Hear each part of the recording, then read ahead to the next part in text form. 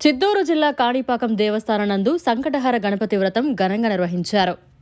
చిత్తూరు జిల్లా స్వయంభూ శ్రీ వరసిద్ధి వినాయక స్వామివారి దేవస్థానం కాణిపాకం శ్రీ స్వామివారి దేవస్థానం ఆస్థాన మండపం నందు ఈరోజు సోమవారం సంకటహర చతుర్థి సందర్భంగా స్వామివారికి వైభవంగా ఉదయం సాయంత్రం సంకటహర గణపతి వ్రతం నిర్వహించారు.